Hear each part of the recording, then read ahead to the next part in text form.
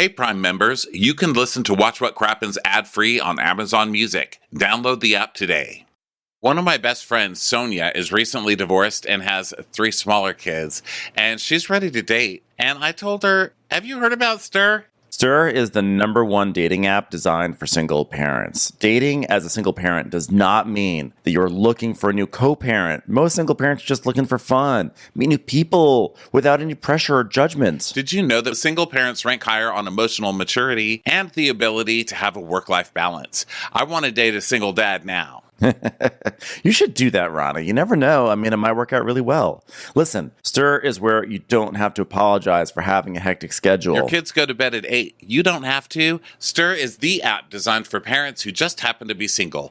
Go to stir.com/WWC today and get 25% off any Stir subscription package, or send to your single friends to try it out. That's 25% off at stir.com/WWC.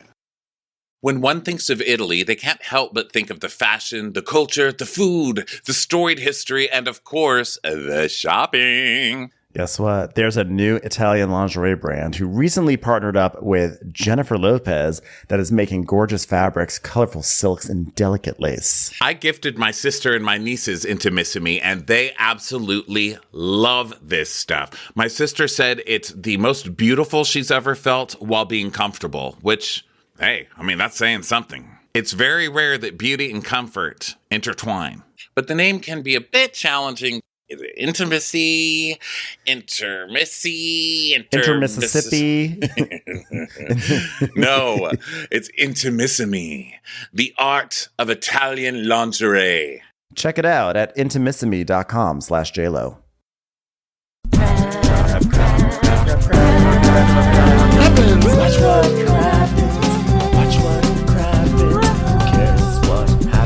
There's so much that crappens. Watch what crappens. Watch what crappens. Who cares what happens when there's so much that crappens?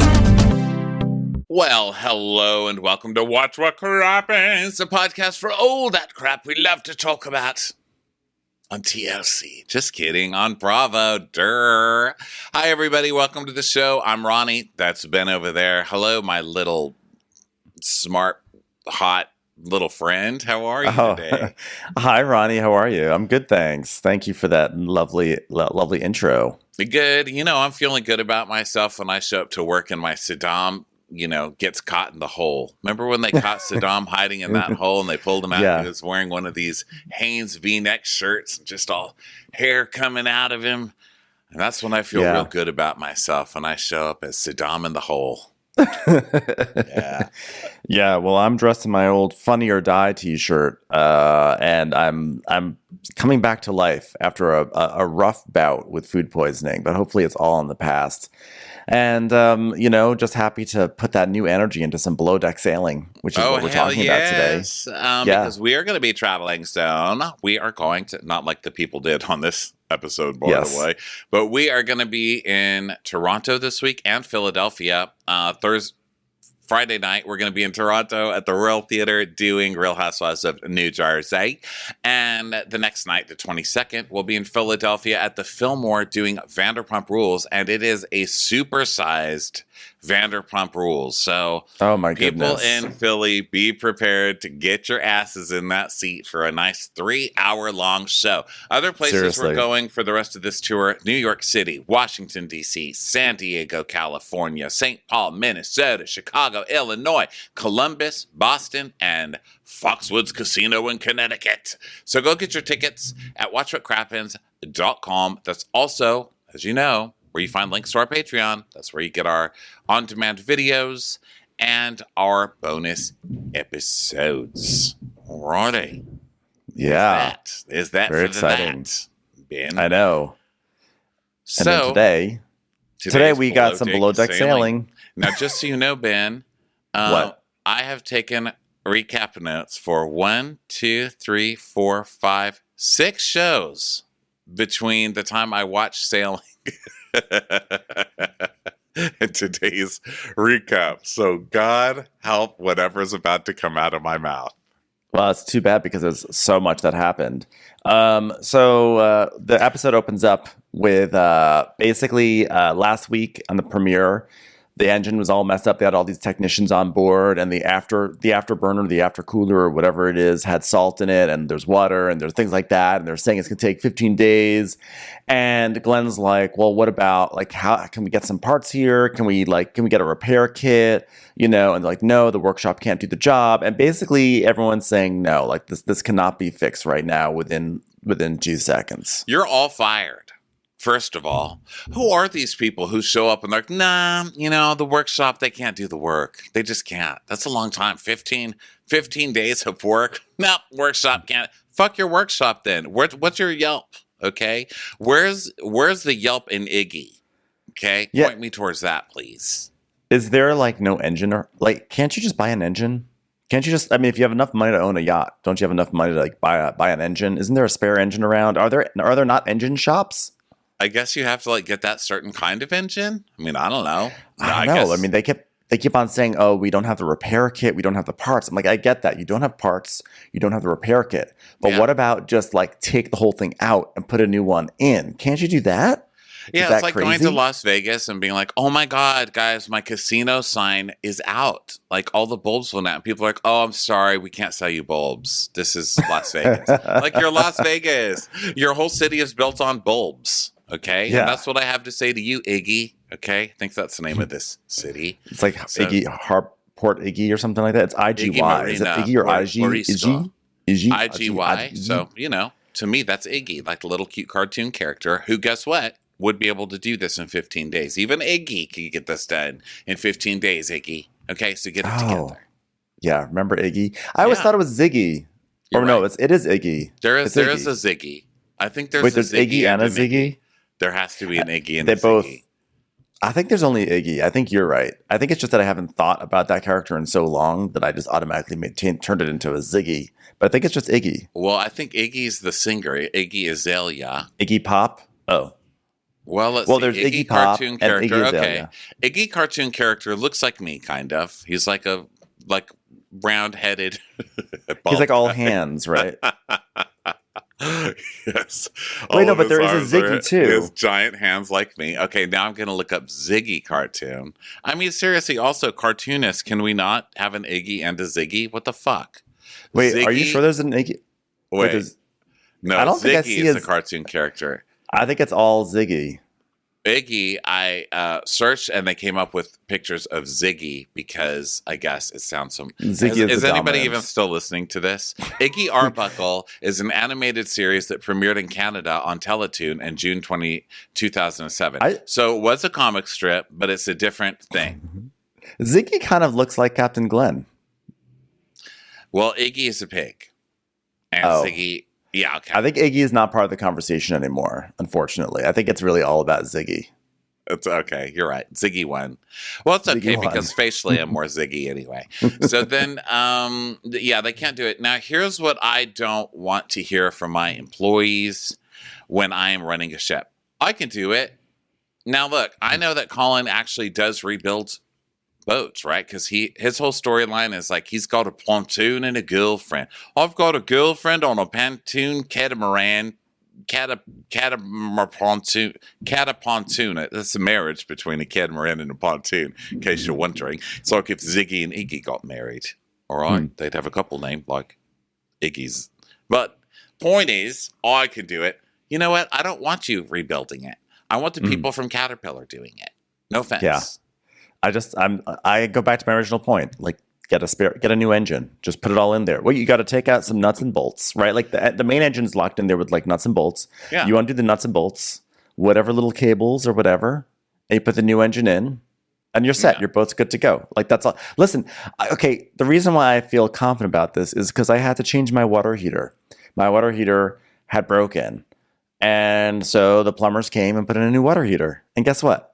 That took it took like 90 minutes or so. And I have to imagine that sounds so a water expensive. heater. What are you, just pooping out money? When you're food sickness, when you got the runs, were you just running out credit? Was credit coming out of you? Well, I'm sorry. Next time, Ronnie, I'll just make sure to light a small fire in the water area, so that way I'll give myself a lead time of about 15 minutes before I take a shower. Yeah. Sometimes when you don't have hot water, sometimes it's okay to throw some money at that, and that's what I did. But it was a tankless water heater too. Throw that money, bitch. Throw that money. But the point is that a water heater, I feel like a water heater and a mega yacht engine are about the same. So, like, if I could do it for my water heater, why can't they do it for a yacht? Totally the same thing. And the captain's like, well, the problem is we don't have the rebuilds kit, and it might take us 2 days just to find that. And on top of that, we've got guests who do not get their sailing holiday. Sucks to be me right now. He's got this huge smile on his face. So the deckies get to work, and the ladies are ordering more espresso martinis, and they're like, we should not do more of these espresso martinis. There should be a limit on these. And another one's like, why should there be a limit, idiot? And then now the techs are leaving, and Lucy is walking around. She's like not wearing her uniform, but she's wearing something that looks like the uniform. So Daisy's like, oh, hey, this is our uniform. And she's like, oh, well, I forgot. So I was like, okay. I was like, I feel like this is an insight into Lucy, that she's wearing, she forgot that there's a uniform, but she knew enough that there was a uniform that she wore something similar to the uniform. I was like, I'm going to keep an eye on her. She's like, oh, I'm so clumsy. I'm wearing a tray of smoked salmon and yes, you are. You need to change out of the salmon, all right? Just change into something that wasn't once alive and swimming then. All right then, Lucy. Jesus Christ. So then Daisy asked Captain Glenn to go talk to the guests to figure out like what their plan, like to give them options for what to do today, since they're obviously not leaving. What's the plan? Could you talk to them about the plan? Thank you. So he's like, okay. So Karen's like, pretending to be on the phone. She's like, hi, this is Karen. We need an engine for today. Yeah, Parzival 3. Thank you so much. Okay, they'll be right over. Now you see, you are acting like a Karen. In this case, a literal Karen, just thinking you could pick up the phone and order an engine. Which, by the way, I agree with you and Karen too. I mean, if you have a boat, you should be able to call for a new engine. You should be able to call for a new engine. You can make an engine. Yeah, and I just feel like if it's in the world of luxury, like the whole vibe with luxury is that anything can be requested at any time. So they should like be able to get an engine. Hey, and also, didn't we bail Caterpillar out? Wasn't that like a big controversy back in the day when they're like, we're bailing Caterpillar out? That was like a huge... I remember that. Listen, children. This is Auntie Ronnie speaking. I remember there was a big controversy when there was like some kind of financial disaster and we bailed Caterpillar out and people were like, it's an all-American company. And then other people were like, who cares? I'm an all-American. Where's my bailout? I remember that fight. So, hey, Caterpillar, don't tell me you can't do it in 15 days. I still remember that bailout. I don't remember a Caterpillar bailout whatsoever. I just remember like GM. I just think of like GM and AIG. Those are like the ones I can think of. I've already wasted too much time looking up Iggy and Ziggy, and I've been depressed by both images.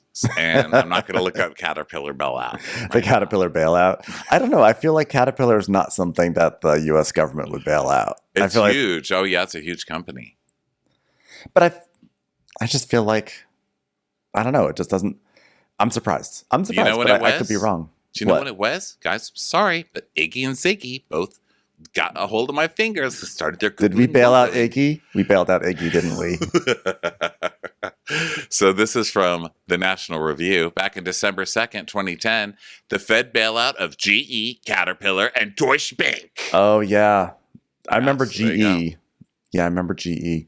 Wow. Look, we're really learning so much on this episode. Guys. I feel like we're really... I know. Really getting through to some stuff. I don't know why anybody else is listening to this, but I know why I'm doing it. And that's to spread correct information across. Thank you. Well, thank you for educating me about the Caterpillar bailout, because obviously that didn't wind up being part of my life. And now look at the things. Look at the things. Well, now I agree with you. We bailed out Caterpillar and they can't come in to fix a yacht engine. Granted, that may not be their purview, but why couldn't it be their purview? No, fuck off. Why would they call Caterpillar then? Then fuck off, Caterpillar. That's what I say. Don't call me next time you need a bailout, okay? Because guess what? You just had a fail out, okay? That's right. Fail out.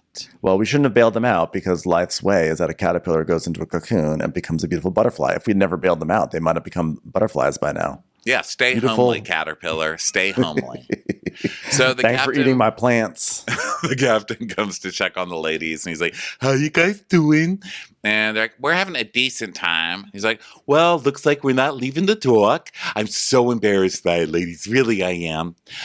So we've got to keep these guys entertained, okay? You know, there's a beach. There's a beach that's pretty gorgeous."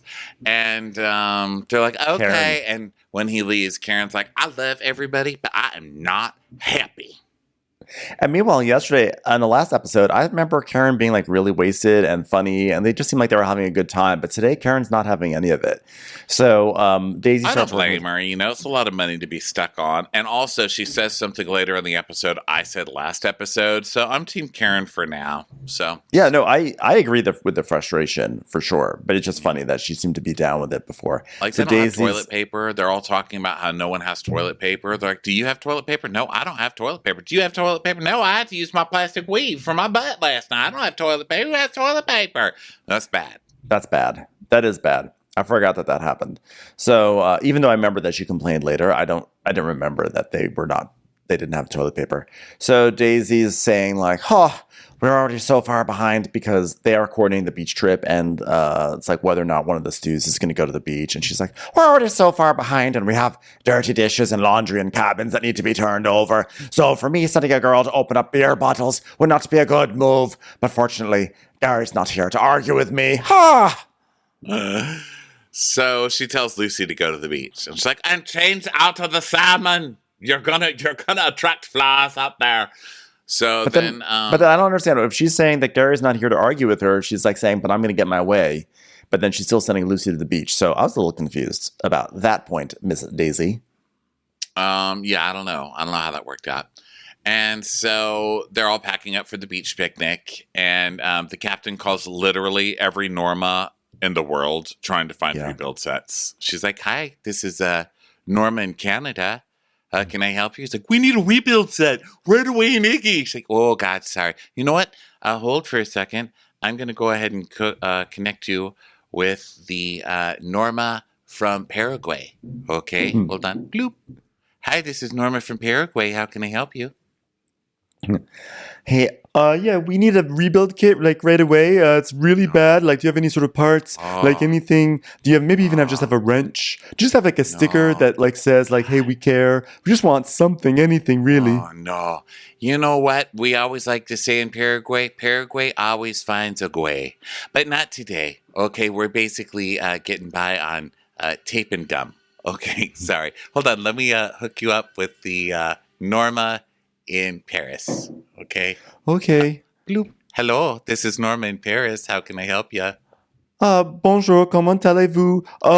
You know, I am from Quebec, so I know a little bit of French there. So, anyway, do you guys have a repair kit by any chance? Ça va bien? We sure do. Do you need to repair a croissant? Okay. I'm sending over some butter and some flour. Send me your address. Okay. Well, we will accept a croissant. Do you know, can a croissant power an entire sailboat? Because that would be really helpful for us. Well, I'll tell you this much. I don't know about your rickety little sailboat, but croissants power a whole country over here. Okay, buddy. Thanks for calling. I don't have time for you. Oh. Bloop. Oh, okay. You're not gonna transfer me to anyone. Just gonna hang up. I guess to you. You know what? I'm sending a message to all the Normas in the world not to help you. I've never heard somebody so ungrateful for croissants. Goodbye. Wow. Okay. All right. Dumb bitch. That's about it. You're a dumb bitch. Hey, Ronnie. Yeah. It's not Iggy Marina. It's IGY Marina. The IGY is actually an acronym. What does it mean? I don't know what it stands for, but just so you know, it's not Iggy. Oh, Internet guys. What would Y stand for? Yo. Internet guys, yo. It's the Joe Gorga Marina. Internet guys, yo. Internet guys, yo, Marina. Every time your yacht comes in, they go, "There he is. There it is. There it is. Internet guys, yo. Internet guys, yo." Maybe something yacht. Oh, that's true. International Guys Yacht. International Gentleman's Yacht. International Geriatric Yacht. AGY. Okay, so let's see. No Normas will give him anything, and Gary's still got COVID. And Lucy is absolutely disgusted, and she is like literally having to treat the walls. Okay, these guests are disgusting. What do they do? What is happening with these guests? There's so many stains and colors and weird things. Later on, there's blood. What is happening on this boat? It looks like they just it looks like they're bratty kids who just opened their suitcases and literally just flung bras and underwear everywhere, over every inch of it. And these are the kind of guests we've seen over the years that are just fucking monsters. And then they like wad the toilet. You know when people roll the toilet paper around their hand and they get like a big glove of toilet paper? Like they're just ready to watch the world burn, these people. You know who you are out there. You know who you are, toilet paper glove wearers, okay? I'm friends with some of you. You guys are just ready for the sea levels to rise and Armageddon to happen, okay? This isn't a Kirk Cameron movie. There's not some cute hero to save us from your fucking toilet paper ways. Fix yourself. Anyway, these guests are like that. They're those toilet paper glove people. And then they act like they're the victims. You don't have toilet paper because you're toilet paper glove people. I can tell by the way you're treating your rooms. They go through their toilet paper so quickly. I was wondering where you were going with that. I was like, what toilet paper glove? Me too. But I see what you mean. That like when they use the toilet paper, they use so much that the toilet paper dwindles so quickly that even if you're a stew and you're checking in and the levels seem high, within a blink of a second, that toilet paper is done. It's done when you're making an oven mitt made out of toilet paper. That's what they're doing. That's what they're doing. I see what you're saying. I agree with that theory. I fully agree. Based on all the other stains and things coming out of these ladies that are all over the sheets and the floors, I would have to imagine that they're using a lot of toilet paper. They probably are also making stains, and then what they do is they say, "Oh well, we don't want to like. Oh God, oh Cheryl, you just spilled all your Pantene on the floor. Okay, come on, get some toilet paper to clean this up." They're probably using a ton of that toilet paper to clean up the messes that they keep on making. Yeah, and the stains are only the leftover of the larger mess that they used up all their toilet paper on. Yeah, these are some messy ass people for sure.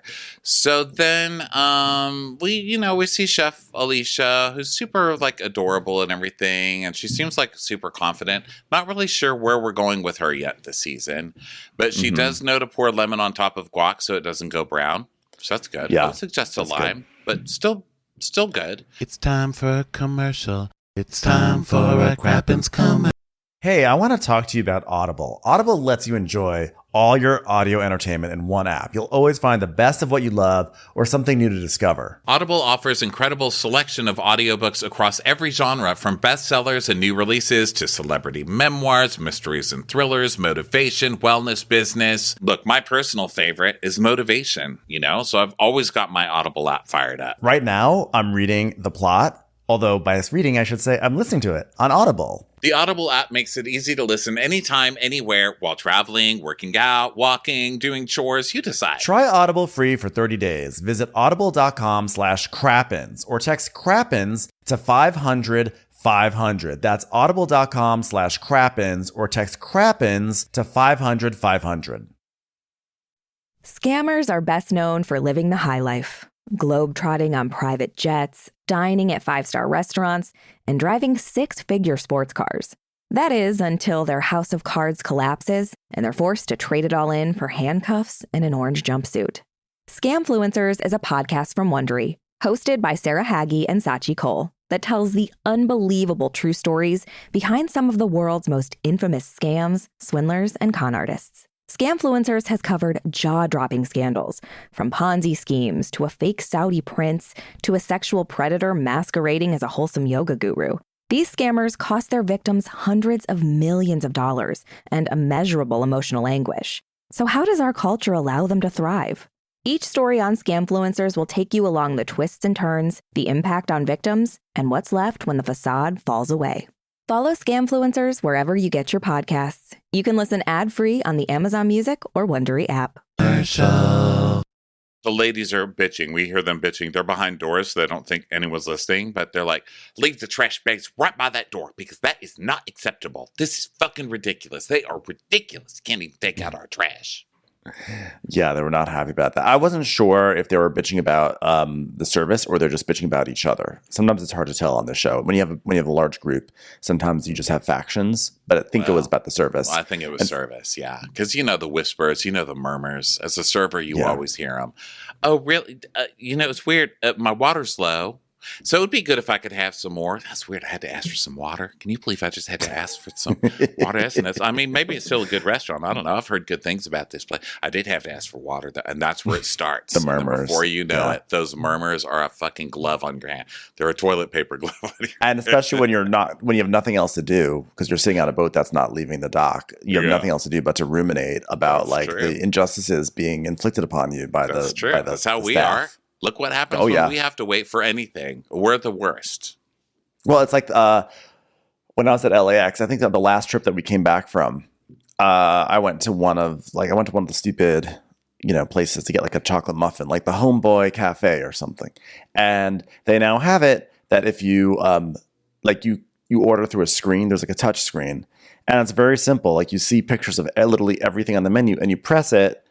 And it like adds to the cart. Like anyone who understands basic internet ideas, or anyone who knows how to use their touch phone, not so hard. This lady comes up, and she was not like a lady who was in her 80s or something, who's like, sort of like of an age where you're sort of like you're not raised with computers and internet. She was probably about like 47, 48. And she's like, oh, geez. And she just starts pushing the screen indiscriminately all over. I hate this. And she starts pushing and pushing and pushing. And I was like, this is someone who just, rather than sit and focus and like understand, just be like chill. She's so frustrated by her overall travel situation that she's just pressing buttons randomly on the order screen. Yeah, I saw what this. What does that have to do with this show? I don't remember. Because you know how they have, who cares at this point? So you know how they have those self-checkout things now in the stores and the airports? Like they're starting to get them all over. So I saw this weirdo older guy,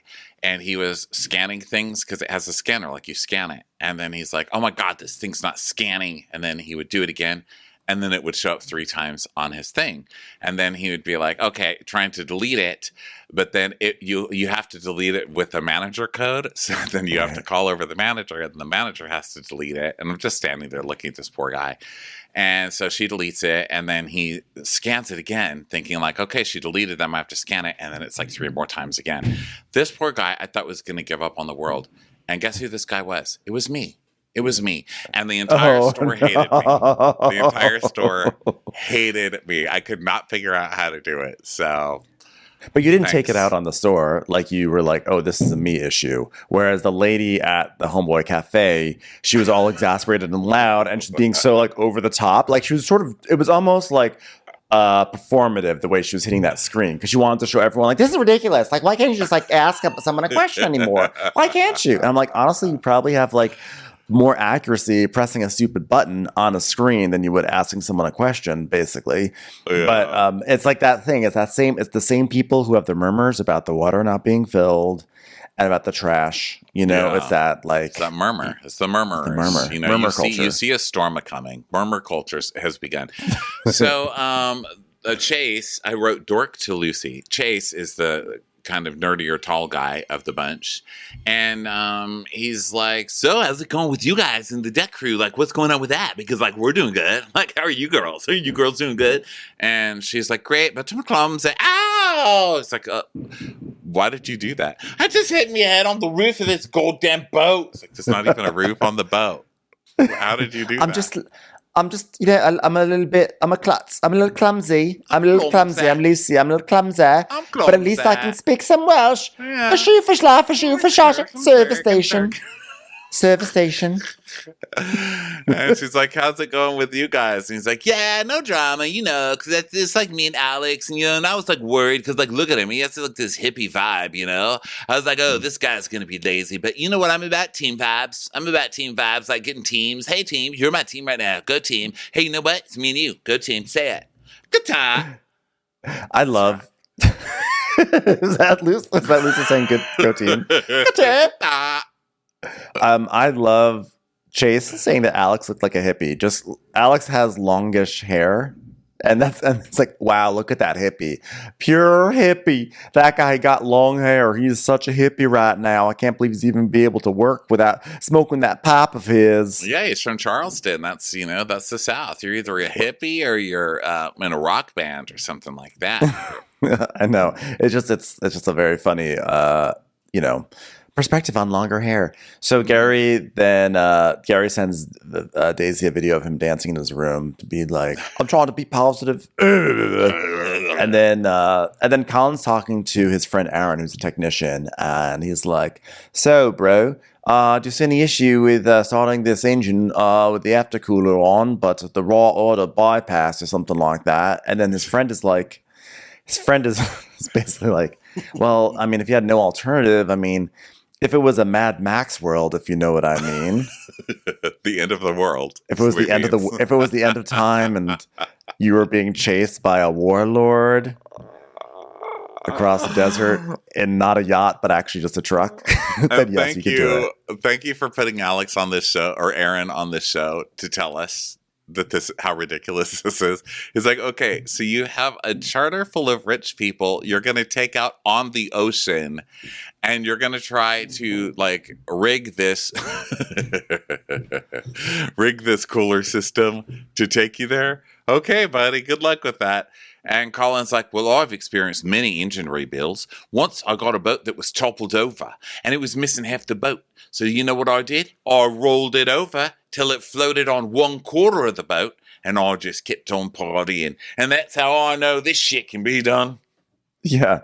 He literally says that he bought a hurricane damaged boat and that like the engine had been underwater, and he tried to salvage the engine, but the engine wound up blowing up. I was like, well, this is a real vote of confidence. It's like, why don't you lead with the story about how you like rehabilitated a lost puppy or something? Like, let's not start with the engine that you tried to rehabilitate that exploded. So more ladies order espresso martinis, and they ask Glenn if he'll come to dinner, and of course he will. And Matt is like, Daisy, they want an espresso martini, Daisy. And she's like, well, we'll see if you can do it. There's gossip there.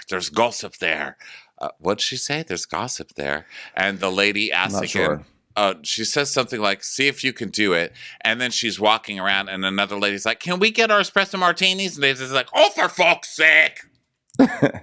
Yeah, they're all trying to get to the beach, but there's one lady, Mary Lynn, who's staying behind. Well, not staying behind, but she's like lagging, and she's in her room, and she really wants an espresso martini, and then Karen wants some roadies, and then they're finally all on the tender, and then there's like the big ice drama of the episode that they're looking for the ice, and they're like, where's the ice? And Alex can't find the ice, and so Glenn is like, Daisy, do you know if ice went to the beach? Ice is in the tender. Okay, that's great to know. But can you fill a couple of bags with ice, please? Ice is in the tender. Yeah, okay, but can we get some ice, please? So she just like does a big Daisy huff and then storms off the boat. She starts freaking out and running off the boat, right, to prove to them that this fucking ice is on the tender.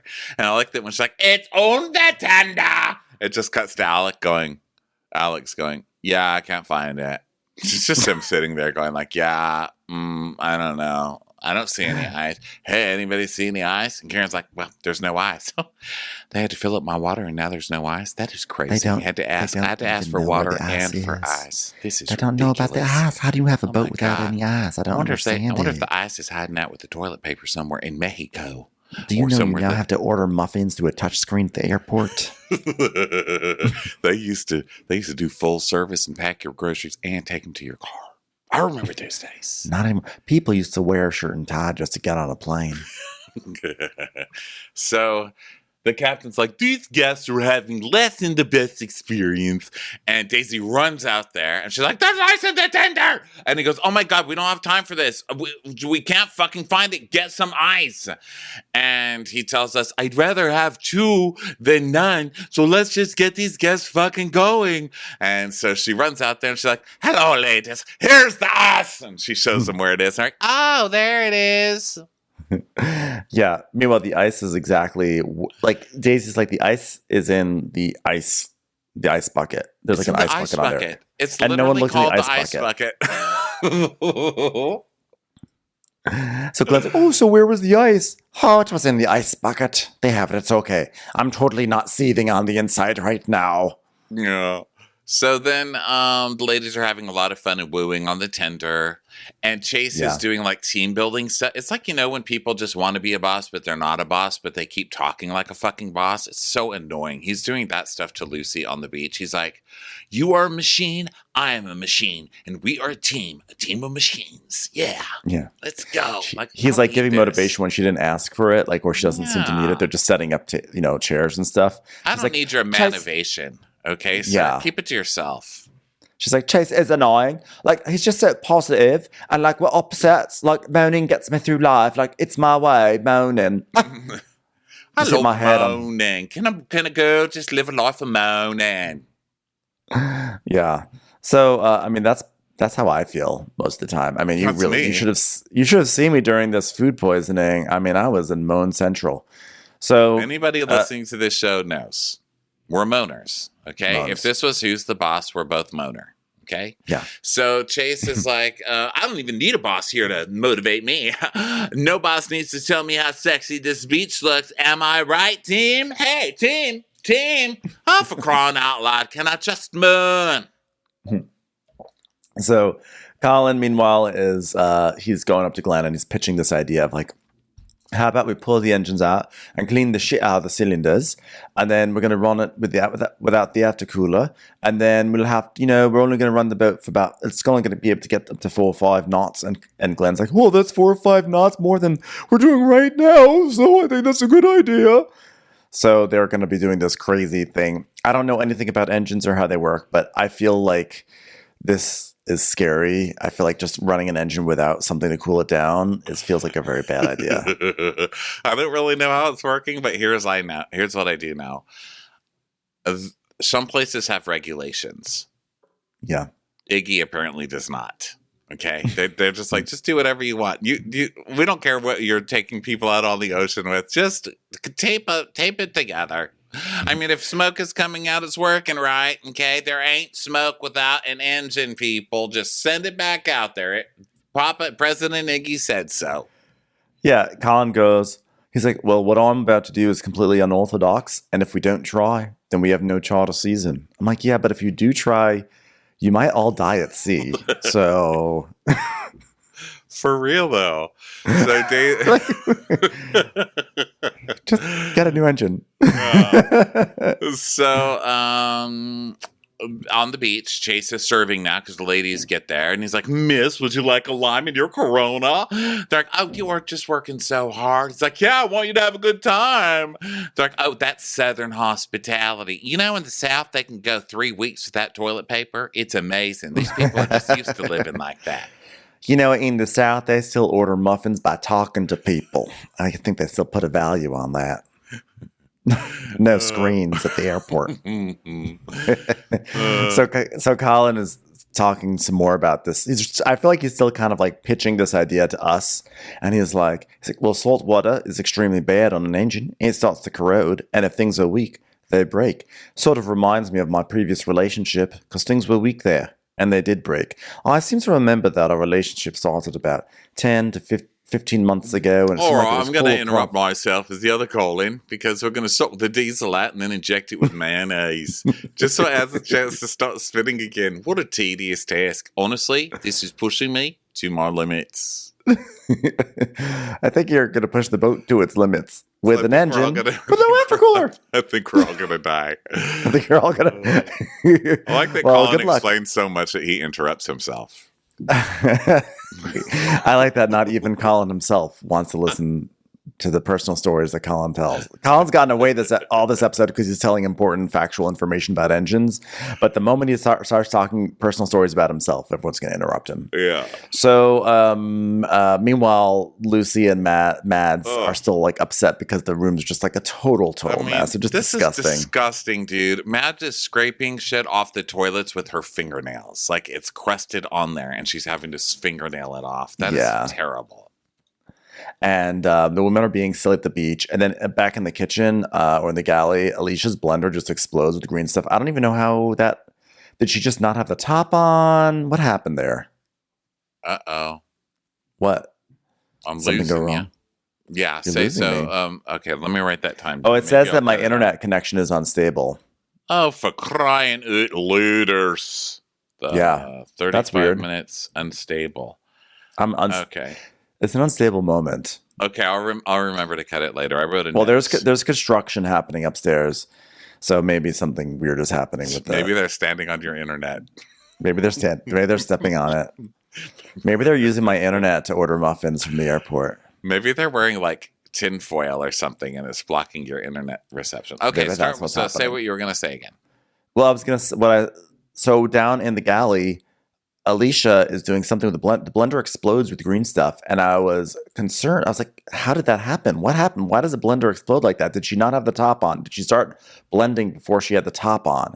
How does that happen, Ronnie?" Well, she had to because Colin is using the blender top to fix the engine. Meanwhile, upstairs. But yeah, she forgot to put the top on. And I always get frustrated with my Ninja blender because it won't blend if you don't have the top on exactly correct. Like it has little arrows that have to meet up and it like kind of clicks into place or it won't work. And that's really fucking annoying. I'm like, what am I, a child? What am I, a fucking baby?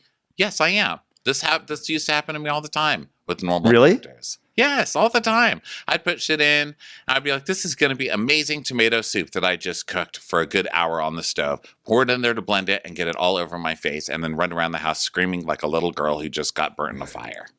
So, because you were so excited to blend it that you're just doing things. You're just like, put that in, yeah, some more garlic. You're pretending you're on Top Chef, and like you're going really fast, and then you just press the blend button, and then all of a sudden, explosion. Yeah. Wow. I've done it. I'm not a 5-star chef on a boat, though. I will say that.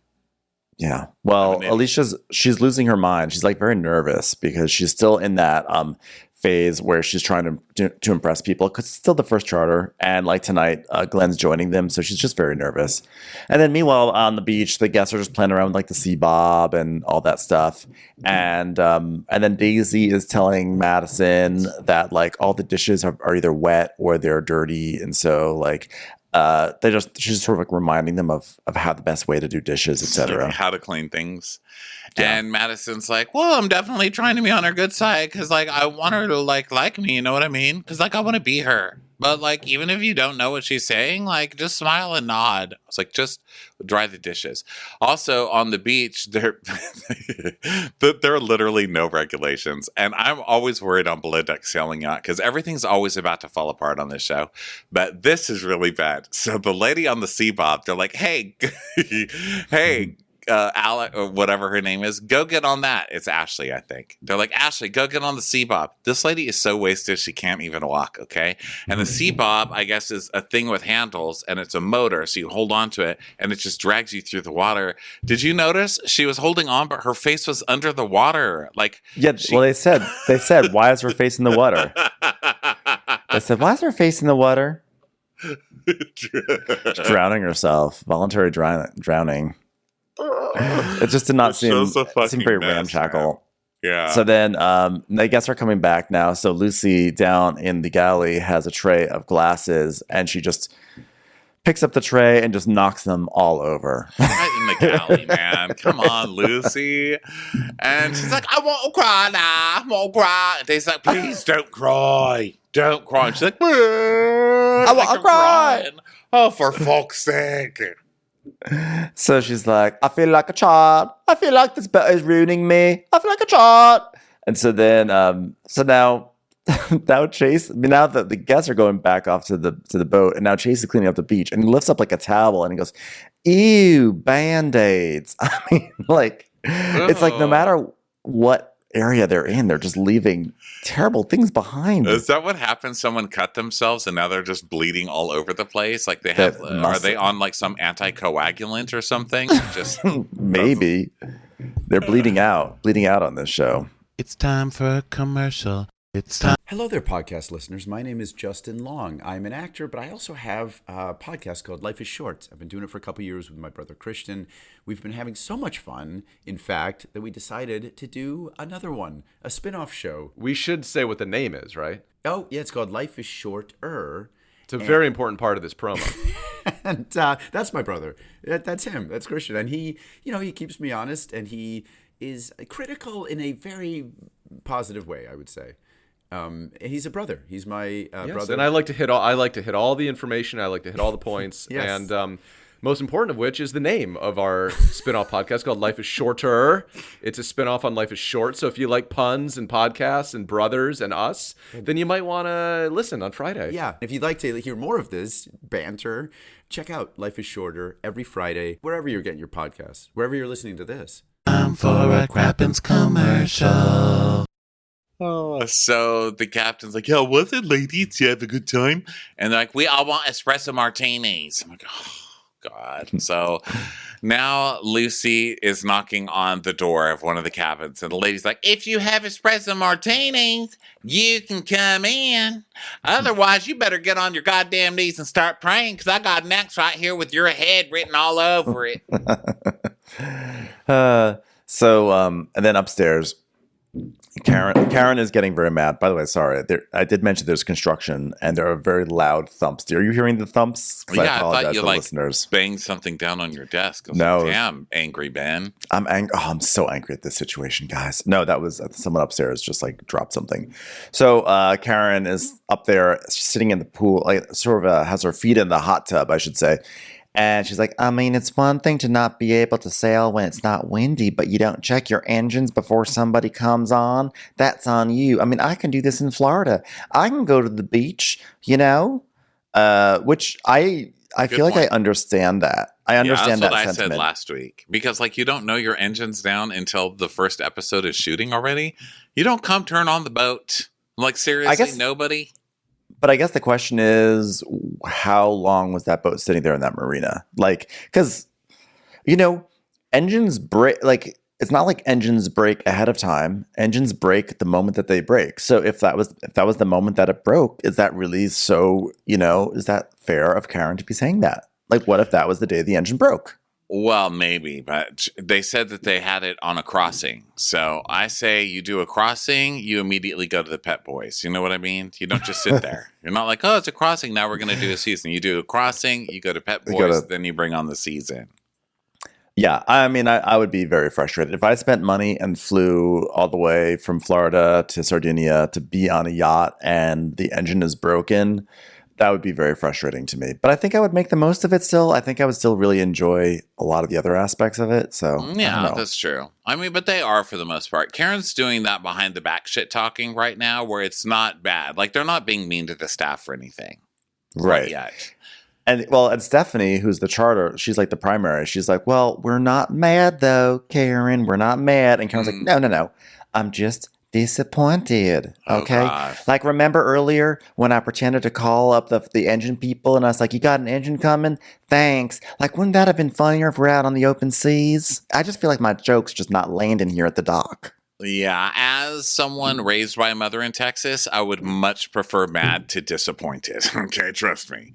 So Colin is talking more. He's like, well, now the goal is to start the engine and shoot at whatever's in the cylinders. I don't know any engineer that would take this on, but I'm excited. I was like, oh my God. That's like saying changing the world. It's like saying, being a mechanic and saying, I don't know any other mechanic that would take the wheels off of a car and send it down a highway, but I'm excited for the challenge. It's it doesn't seem like a great idea. However, I have to say, let's give a round of applause to that engine, because when he cleared out those cylinders, that engine was thriving at that moment. It was psh, psh, psh, psh, psh. I mean, it was like putting on a show. It was like the Bellagio fountains down there. It looked like it was Ursula's entrance from Little Mermaid. It was just smoke and smoke. I was like, could you maybe turn it off now? Because you're choking literally the entire dock. But it was so choreographed. I was like a psh to the left and psh to the right and psh in the center and left, right, center again. I was like, ooh, it's been waiting for 3 seasons to finally have a show like this. Well, I will say, we're teasing what's his buns, Colin, but this is pretty amazing. And that's another thing that's amazing about this show in particular is the other ones seem like it's from central casting. I think that this show actually keeps its crew the longest, its core crew the longest, because they actually know what they're doing. Yeah. And Gary has really fixed the sails before. He's had to do that yeah. before. Gary's actually a great bosun. Yeah, and this guy can actually fix an engine. I mean, Yeah. I don't have faith it's going to work for very long, but still, he did it. You know, Yeah. that's pretty. So cool. then both Chase and Alex are talking. Chase is asking Alex if he's caught vibes from anyone, and then Alex tells us, he's like, historically, my dating profile would be brunettes with white teeth, with nice teeth, and it's a pretty big one for me. But Daisy's lovely, and Mads is lovely, and Lucy is lovely. It's a long time on a boat. Whatever happens, happens. Wow, spoken like a true hippie, if you ask me. Wow, free love. Am I right? Gotta love this guy. It's like, normally I'm for brunettes, but I'll fuck a blonde because that's all that's here. All right? You gotta feed the hunger. So then it cuts to He'll Lucy. subject himself to that. When he's like, Lucy is lovely, it cuts to Lucy in bed eating just like resting a sandwich on her chest while she slurps Coke from a straw. So. She's just enjoying the fact that she hasn't bunked her head in 2 seconds. And speaking of which, Chase then bunks his head on a door. That's his second head bunker. That's his thing. I guess there's a lot of like head bunking on this crew in general. Well, he's so tall, you know. This is where you got to feel for tall people, because we talk a lot about tall privilege on the show, where it's just like they automatically win at everything, but not on boats, because they, you know, poor guy has head injuries. Yeah. It's tough. Yeah. And then Lucy now they're getting ready for dinner, and Lucy's filling up balloons, but she like panics and like can't get the balloon off of the filler, and it pops. It's scary. Yeah, Lucy blows up a balloon like you'd think she would. Pops right in her face, basically. Mm-hmm. And then Alicia is telling us how she's from fine dining. Imagine all day making these perfect, artful dishes, and if they aren't perfect, then you have to start all over and you're called the C word and smacked over the head with the pan. I'm just so hard on myself. I want to make it perfect, just perfect. People have been pointing out that she looks like Reagan from that season, Fired Reagan. And I didn't think about that. I guess I can't stop seeing it now. I guess if you push Reagan's bangs back, she does look like Reagan. She I guess does, so. but she doesn't have the wig. She doesn't have the Reagan like running from on the run wig. Yeah. Yeah, witness protection wig. So so then anyway, Daisy is like showing Alex a spot on the glass, and they're just being flirty, and she's saying like, "Oh, I would never hook up with a junior deckhand, but I do really enjoy looking at him." Ha ha ha. And then Colin is now it's time for Colin to test his big experiment. He's going to try to turn on this engine. So he's like, I don't see why this wouldn't run. And he presses it to start, and it gives that sad below deck sailing alarm. It's like the alarm that only exists on this boat, where like every other alarm is like, like danger, danger, danger, danger. But this one's always like, meow, meow, meow, meow, meow. It's like a cat outside your window. And while this drama is going on, we start with the towel drama, because a lady needs a towel. So, Daisy, do we have towels? And Daisy's like, I'm so confused right now. How do we not have towels? And it's like, but I need one. Then Colin's like, fuel? We haven't got the fuel on. That's what's going on. And then Karen's like, thank you. I love beautiful people that are sweet and people that bring me towels. Thank you. And then Colin tries again, and it doesn't start. And Karen's finally drying herself with a towel. And then Colin turns again, and it starts. And then Karen's towel just splooges all over the... What is this? What is this intercutting towel drama with the engine drama? What is it? I don't know, but I did like that when the engine finally turned over, they played Salt Lake City music. They played like classic Salt Lake City interstitial music. It was like, ha, ha, ha, ha. Ha, ha, ha. I was like, okay. It was like Whitney has just like walked into a supermarket music, you know. They borrowed from the community chest on that one for sure. Yeah. So everyone's happy that Colin fixed it and everything. And Glenn's like, everyone give Colin a pat on the back. You know, Colin has always been a legend, but he's got about 3 notches in my eyes now. And like, listen, I don't want to get too excited until we take her out to sea and test her under load. I was like, well, if any boat has been tested under loads, it's been this one. So we'll see how it goes. It cuts to the dark smoke curling out of the boat, and I was like, "Is that normal?" Because of course I'm not a boat person. I guess it was, because they just kept it going. Nobody ever said anything. I know. It's like, you know, the boat's on fire. That's what I felt. The engine's on fire. The engine's on fire. The back half of your boat's underwater, guys. I don't know what healthy smoke looks like, but I know that it's not that. That didn't look like healthy smoke. So now everybody's getting ready for dinner. Karen wants to sit next to Glenn. They're like fighting who's going to sit next to Captain Glenn. And then Alex is helping run plates. And so Chef Alicia's like, so I'm going to plate this because it's gazpacho, so I can get it plated early. And he's like, I don't know what that is. She goes, it's soup. It's cold soup. It's basically juice. And he goes, gross. Sir, we are not here for your gazpacho shaming. Listen, sir, you came to gazpacho's backyard. Gazpacho is not in your backyard. You're in the Mediterranean. You better get down with gazpacho. I mean, I hate when someone that cute is that dumb. You know, normally I like it, but I don't know. I feel like, God, I'm really dumb. I can't believe I'm saying this out loud. But I always expect more from really hot people. I always assume they're going to be smart too. And I think it's because in movies and TV, all the stars are like hot. So it's like Tom Cruise figuring out how to like disarm the bomb, you know?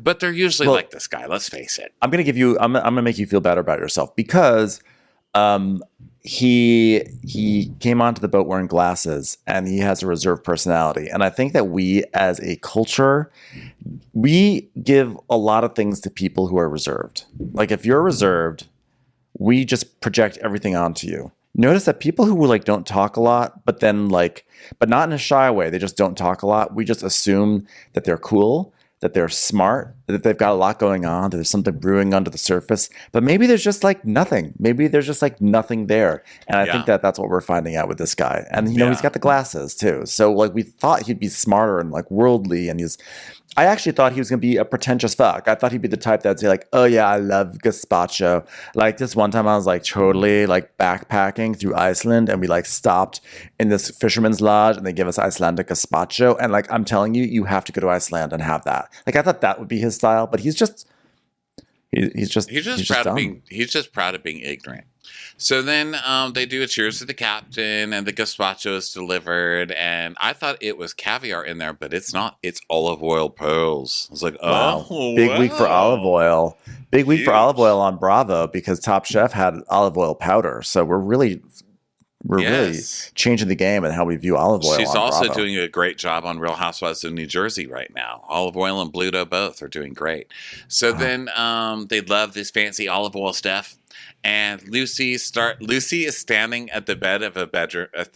She's standing at the door of a bedroom, just looking into it, and it is so disgusting. There's literally stuff everywhere. There are red stains everywhere, and she goes, "Okay," and takes a huge breath, and then just dives into the room to clean it. And she's like, "I am disgusted. There's blood on the carpet. It stank of fish. I'm not your fucking mate." Well, I guess I am the fucking maid, ain't I? It's a classic Lucy moan.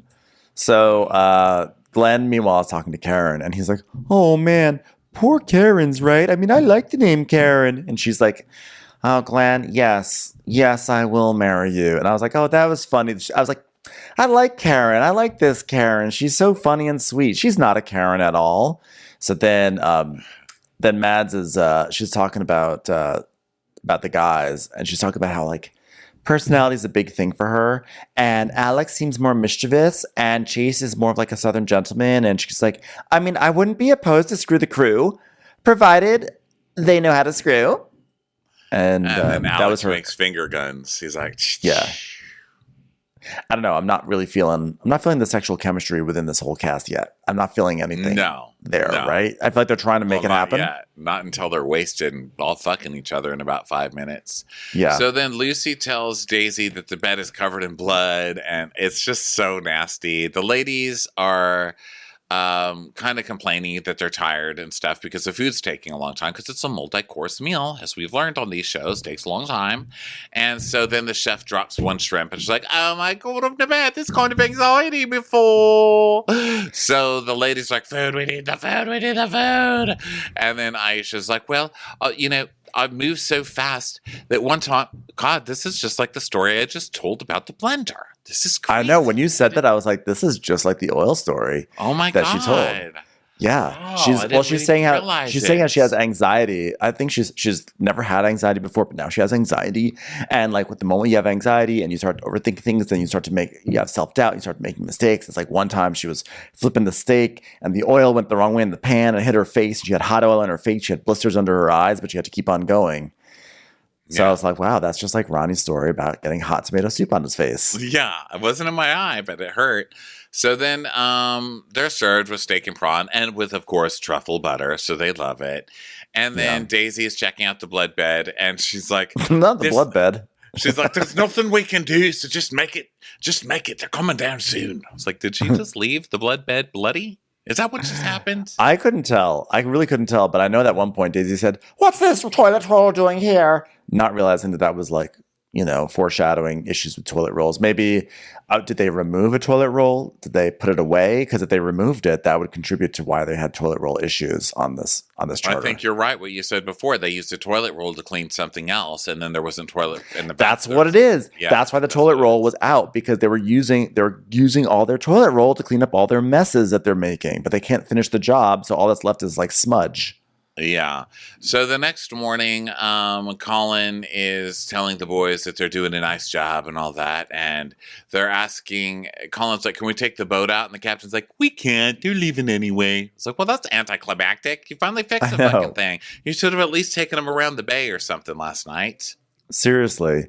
So Glenn is, there's like some moaning. There's some cleaning. There's moaning. And Glenn texts Gary to say that they got the engine started, and Gary texts back, "Oh, that's great. It's a bad time to say that I tested positive again." So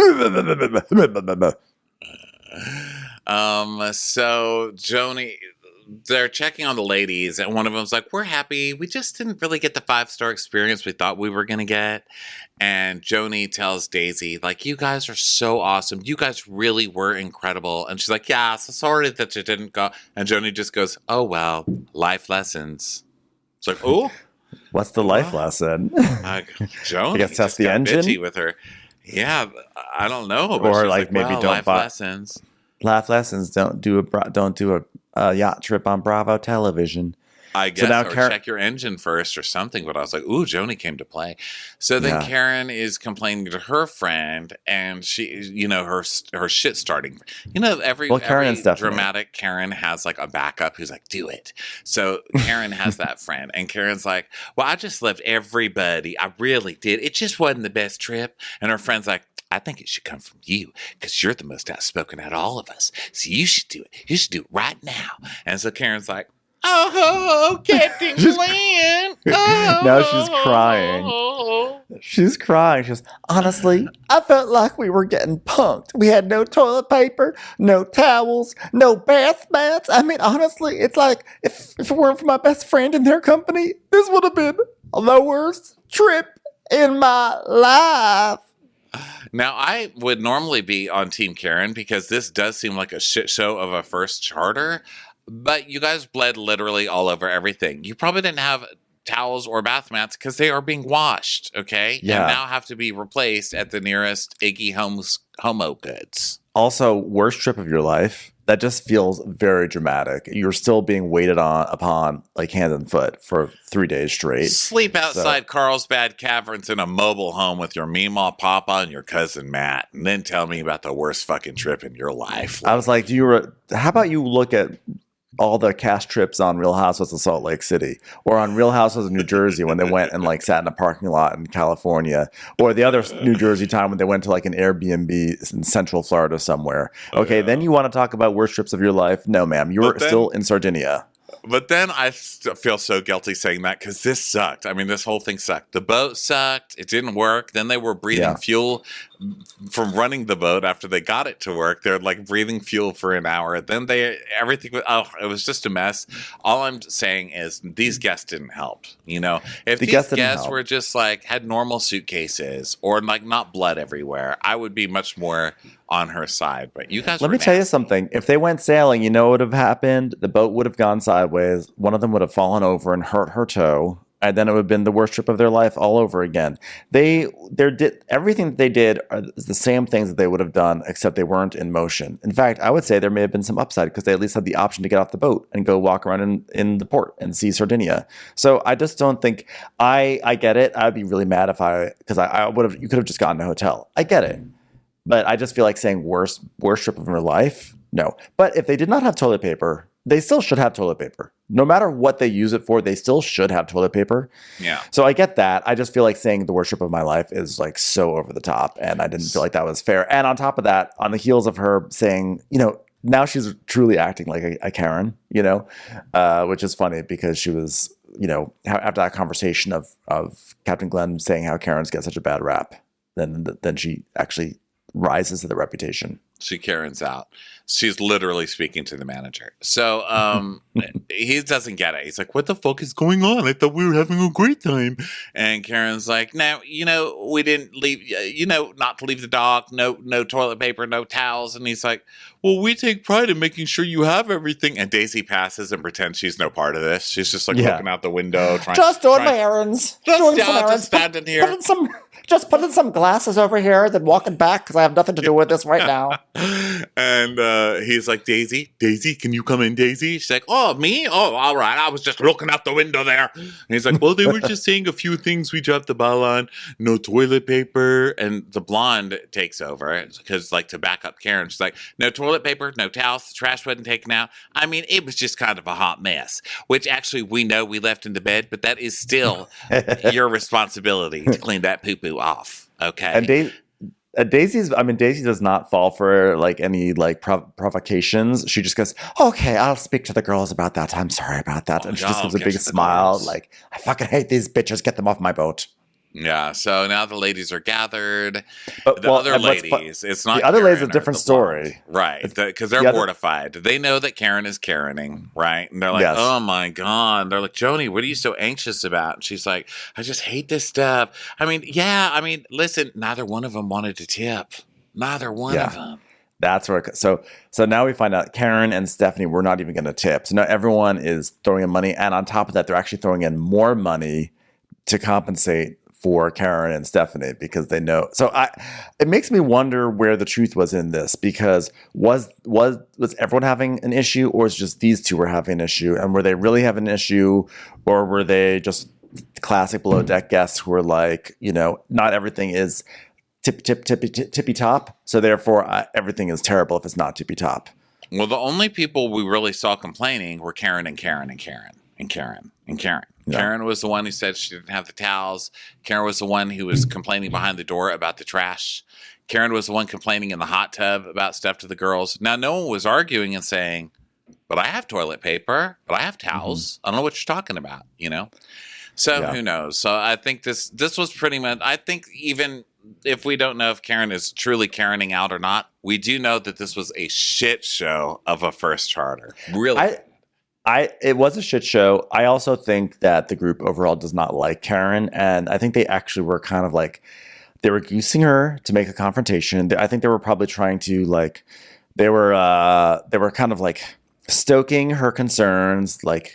I think they were probably trying to be yeah, no toilet paper. Can you believe it? No toilet paper. This is crazy. They call it 5 stars. So Karen goes and she complains to Glenn, and she then puts herself in the line of fire for people like us to be like, she's such a Karen. And then the reason why I think this was all a setup now that I'm talking about it, is because when the women leave the boat, Stephanie, who was there with Karen, turns and says, I have to say, thank you so much for this trip. This was a girl's trip of a lifetime. I'm like, what? You were just with Karen. As Karen said, this is the worst trip of my life. Yeah, well, she was pushing Karen to look like the asshole so she could look like the nice one. Yeah, exactly. That's why it's a setup. It's a setup. Yeah, so the captain blows a horn at them, but it's half-assed. And whoa, Yeah. And so now it's work time. They have to get to work. And so Daisy comes up to the captain and she's like, I'm so intrigued to hear this. And he's like, well, she said no towels, no toilet paper. I mean, they took it pretty seriously. They were upset. I think she was trying to cry. Daisy's like, well, they asked me for towels once and I gave it to them straight away. They never said they were low on toilet paper, not once. So you gave them toilet paper? Yes. Was it toilet paper or was it pitas? It was pitas. I gave them 19 pitas. I'll be honest. I guess they didn't want to use that on their bums. So she's like, they never asked for toilet paper. And he goes, yeah, but they shouldn't have to ask for toilet paper. And she's like, yeah, but every time I went to the cabin, there was toilet paper. And he's like, so were they just making up the toilet paper thing? And she's like, honestly, I think there was a lot of alcohol consumed. There was a bit of a come down after that. Okay, let's not be defensive like Norma when you say, where the hell are all the parts, okay? Come on, let's not be defensive. I just don't want them leaving upset. What I want is every time they go in there and they turn down, make sure there's a full roll of toilet paper. And she's like, well, I'm a bit shocked and confused if our service was really that bad. Lucy just walks by with like a huge toilet paper mitt, like bumps her head into the glass door, like, I'm so clumsy. Wiping down the door. So Daisy tells the stews that they must stock up the cupboards with tons of toilet paper. And Lucy's like, I don't feel like giving up when I hear complaints like this. It does dampen your day. And now they're just like doing more cleaning. And now it's time for the tip meeting. So I can't believe you didn't do this part. What? Didn't you see the close-up of Chase taking off his shirt and his terrible tattoos? I saw that and I just couldn't even. I was like, this is just made for Ben. I knew that you were like, hell no with those tattoos. I couldn't with that, the eagle wings. What did we say the categories for bad tattoos were? Go-go dancers and chefs. Go-go dancers, chefs, and now we're going to add military. Because usually military is pretty decent, I feel like, right? I feel like military people have hot tattoos. This guy their tattoos are yeah. I feel like military tattoos are usually like I served here or something, but this guy just had eagles on his chest, like an eagle wings, and they get worse. They just get worse. They're really bad. So let's go to the tip meeting, like you said. So the captain gives his speech. As the mother of all intense challenges, just that we survived this is amazing, Colin. Well done, Colin. I would say that's the most challenging engineering problem we've ever come, and I'm never going to hire anybody to check on the boat again. Not that I did in the first place, but that's going to be fun. Yeah, I'm so impressed, Colin, and I'm sure that your plan to just wrap the entire engine in duct tape and add some butter to it. I don't even know why you add butter to it, but I guess it's what you're doing. And bubble gum, wow, congratulations. I'm sure it won't backfire on our faces whatsoever. And Daisy, not being able to leave the dock put extra strain on your team's buttholes, which unfortunately they probably couldn't even clean because they didn't have toilet paper, dummies. Alicia, people love the food, blah, blah, blah. We got 19,100, which is crazy good. It's a crazy good tip for this. Yeah, well, that's because that tip was rooted in embarrassment. That was all the women being like, we cannot be on TV. You can put that shit in whatever you want. I will put it right in my pocket. Okay, I don't care. I'm not above crying at a table. Okay, if I'm waiting on you, I have no problem being like, it's just been so hard for me. Take that money. So then they're getting ready to go out. I thought it was over. And by the way, this podcast is at like an hour and 10 minutes, so it should be over. It should be over. But it's not. They go out and they get wasted. They get real wasted. Okay, super, super, super wasted. Yeah, they go out to dinner, and they keep on cutting back from dinner to Glenn just using a blender. I mean, it's like a long extended shot of Glenn trying to figure out how to use the blender, which is adorable. I feel like they troll the captains on every below deck. Whenever the crew goes out, they always show the captain doing something mundane on the boat. Yeah, they all leave, and he just wants a pina colada, but he can't figure out how to put the lid on the blender, which I think is a running theme now for this season. If it's twice in one episode. Yeah. And they just keep cutting back and forth until finally he gets it. He gets his pina colada and he tastes it and he goes, and nods. It's like, wow, that was a great segment, guys. And everyone's drinking. Lucy's like, drinking, I love to drink. It's like the only way to release yourself after that shit show. One drink, one water. One drink, one water. One drink, one water. And then they're doing shots, and Daisy like almost barfs after she takes her tequila shot and everything. And like, oh my God, Daisy, you're such a drama queen. She's like, welcome to my life. And then Chase is this guy. He's like, so Daisy, where in Ireland are you from? And she's like, Dublin. And he goes, oh, wow, yeah. I did a 4-day road trip in Ireland. I got my car and I just went. Yeah. So I know Ireland, pretty much. He's like, I know Ireland. I'm pretty much Irish now. So I was like, drove through it. So she's like, great. Thanks for the story. So now they all head back to the boat. And it's like drunken craziness. Daisy's in a shopping cart and everything, and Chase is pushing it. And Chase is like, Daisy, like when she's drinking, she's like my spirit animal. Like I thought she was prim and proper, but she's actually a good time. Okay, there's nothing about Daisy that reads as prim and proper, right? Like Daisy to me reads like nothing but a good time. Yeah, like Daisy looks like someone you are throwing back drinks with. Yeah, for sure. So now everybody's really wasted and flirting, and Colin decides to go to bed because he has to do sea trial day tomorrow. He's nervous. So he's nervous. And so Mads and Lucy are wasted in their room trying to decide which boy's cutest. And Lucy's like, choice is too American for me. And Mads is like, I'll just do either one of them. I don't really care. And they start cracking up. Yeah. And then Alex gets on his purple glasses. Yeah. That's when you really show your personality. It's like, guys, I'm not just a guy with long hair and sometimes glasses. I'm a guy with long hair, sometimes glasses, and occasionally purple glasses. Yeah. Yeah, so they're just like drinking, and then it becomes like truth or dare. And then, Chase is like, Alex, I dare you to kiss Daisy. So Alex makes out with Daisy, and then it becomes Chase, you make out with Lucy. So, or actually, no, Chase is with Mads. I don't know who's Chase. They're all making out with each other, and it's all drunken craziness. And Alicia's like, if this is night one, I don't want to know how the rest of the season's gonna go, eh?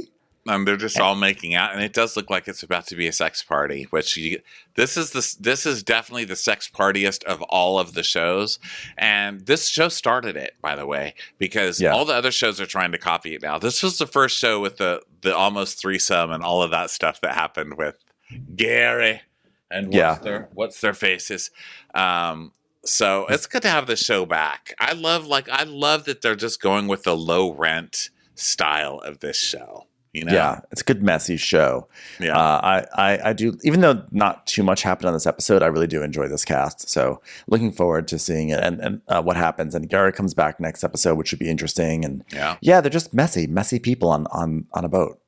Messy people having fun. All right, everybody. Thanks so much for being here. We'll talk to you next time. Go to watchwhatcrappens.com, get your ticket links, Patreon links, etc.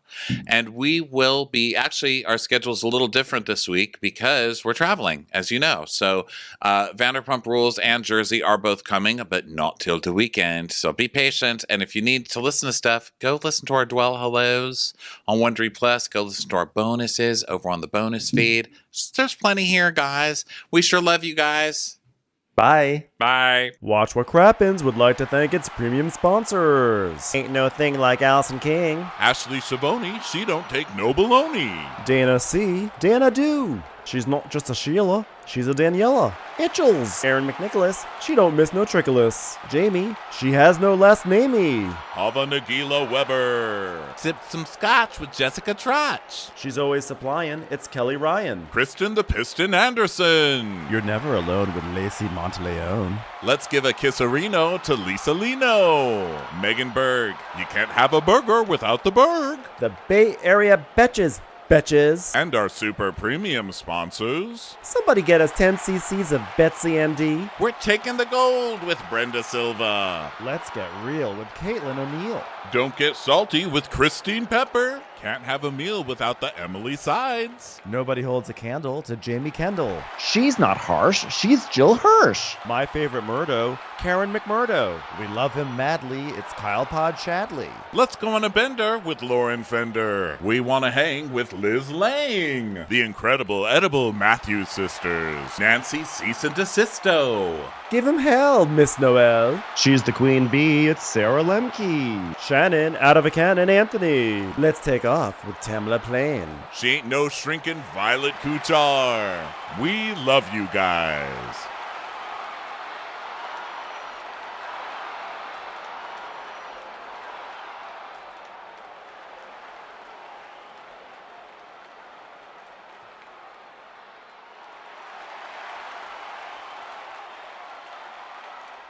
Hey Prime members, you can listen to Watch What Crappens ad-free on Amazon Music. Download the Amazon Music app today. Or you can listen ad-free with Wondery Plus in Apple Podcasts. Before you go, tell us about yourself by completing a short survey at Wondery.com/survey.